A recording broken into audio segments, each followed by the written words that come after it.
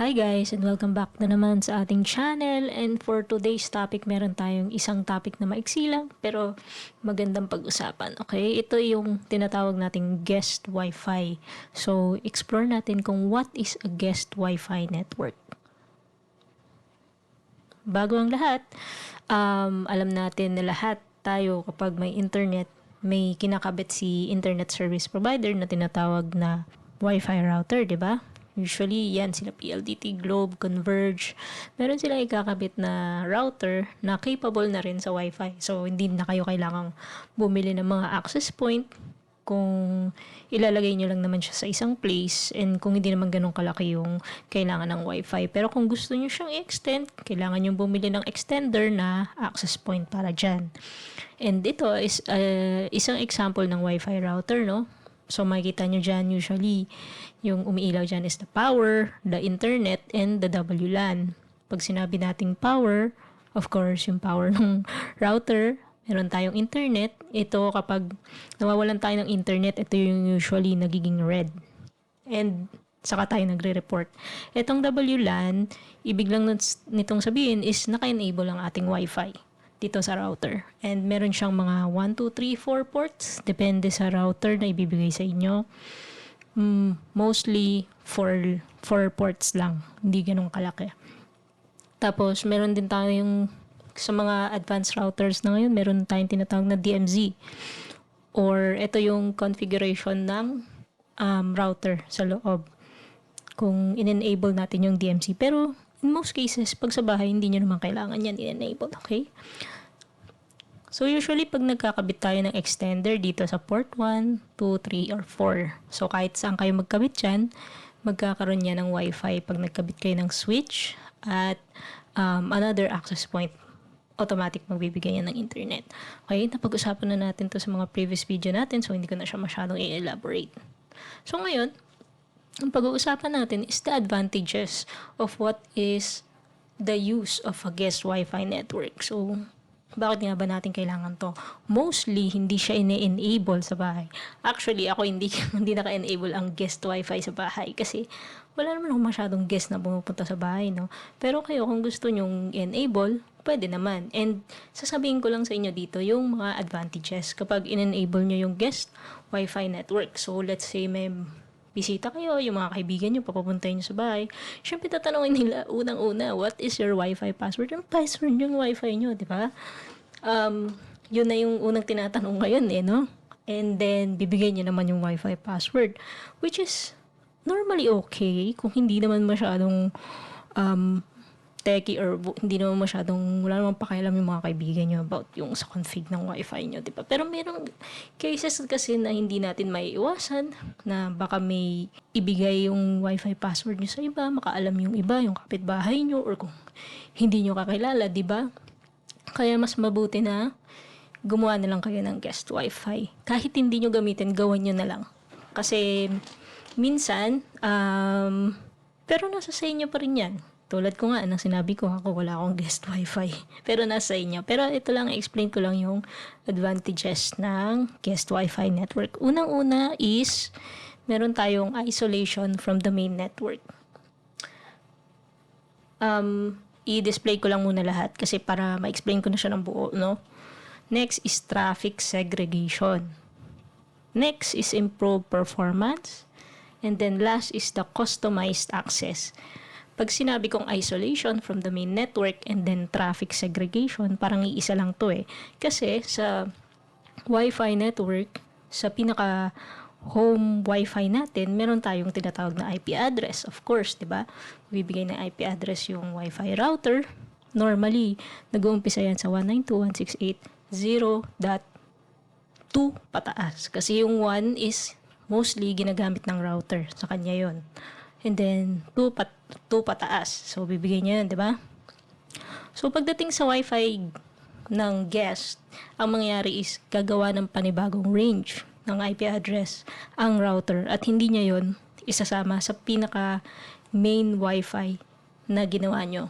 So, kung ang IP address range nyo is 192.168.0.1 pataas, ang gagawin ni guest is gagawa siya ng ibang range which is 192.168.2 2 pataas. Which is hindi magkikita yung dalawang network sa isa't isa. Pero both, meron silang tinatawag na internet. Okay? Next is improve performance. Of course, sa mga guest natin, pwede natin silang ilimit. Pwede nating lagyan ng rate limit yung kanilang pag-internet. Kunyari hanggang 10 MB lang sila. Yung speed ng internet nila, di ba? Hindi sila pwedeng maging 100 Mbps yung kanilang internet. Pwede nyong ilimit yon. Next is customized access kasi pwede nyo silang i-limit of course din sa mga websites na pinupuntahan nila, sa mga apps and so on. And take note na itong mga sinasabi kong mga settings is normally open na sa lahat ng mga Wi-Fi router. Pero yung mga pinakalumang mga router, kung medyo luma or matagal na kayo may Wi-Fi router tapos hindi nyo binabago, baka most probably wala to nito. Pero kung gusto nyo magkaroon ng ganito, pwede naman, no? Yung Wi-Fi router nyo na existing ngayon, dun sa kanina pinakita kong picture, magkabit kayo ng panibagong Wi-Fi router na bibili nyo na advanced, na medyo maraming settings, na maraming capabilities. And maganda dun is meron na siyang capability like mesh. Kung gusto nyong palakasin pa yung Wi-Fi signal nyo sa bahay, para kung medyo malaking bahay nyo, is maka-reach siya sa mga kasulok-sulukan ng bahay nyo, no? Pwede yun. So, sample tayo, no? So, for example, ito sa house, meron kang isang Wi-Fi router. So, nag-broadcast siya ng internet. So, usually, ginagamit mo dyan yung mga laptops, desktops, and phones. So, pag sinabi kong desktop, baka ito wired, papunta dito, or usually, meron ng mga motherboards na may Wi-Fi. Tapos PC siya. So, pwede yun. So, mangyayari is, kikreate ka ngayon ng SSID mo or yung home Wi-Fi mo. And then, lalagyan mo ng password. Let's say, sample lang, for the sake of this video, home123. Huwag niyong gayahin yung password ko, ha? Napakadaling hulaan ito. Okay.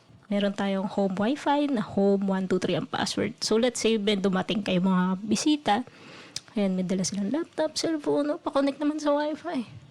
Bibigay mo ngayon yung password mo, yung home123, which is a no-no.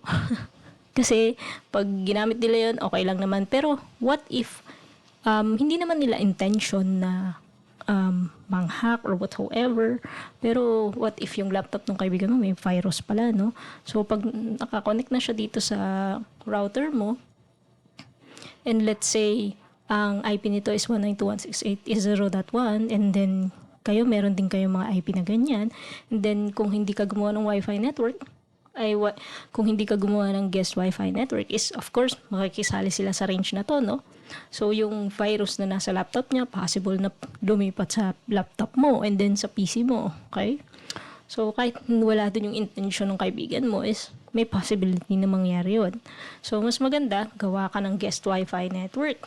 So, guest Wi-Fi, tapos lagay mo ng password, guest123. Kakaroon na sila ng sariling IP address range without may internet sila pero wala silang access dito sa IP address ng router kasi ang IP address ng router is 192.168.0.1 while yung IP address nila is 2.5, 2.6. So hindi sila makikita, di ba? Ito yung isolation ng IP address, no?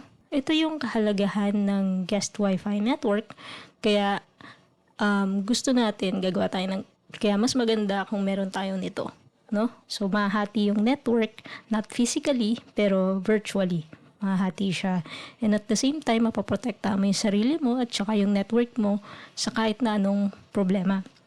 So merong isang case na sinabi sa akin, bakit lalagyan pa ng password, ibibigay mo lang din naman sa kakilala mo, diba? Tapos pwede naman nilang i-share yan. Huwag mo na lang lagyan ng password. So ang problema naman sa pag walang password naman yung guest Wi-Fi, open lang siya. Siyempre, lahat ng nasa range ng bahay mo, makakakonect doon. So, kahit hindi mo siya gustong bigyan ng Wi-Fi, siyempre, kukonect lang siya sa sarili niya. Kahit sabihin na nating isolated naman siya, is may possibility pa rin na bumagal yung internet mo kasi may nakikigamit ng internet, di ba? So yun guys, ang importance ng guest Wi-Fi. And sana may natutunan kayo ngayong araw na to. And thank you ulit sa panonood and see you again next video. Bye guys!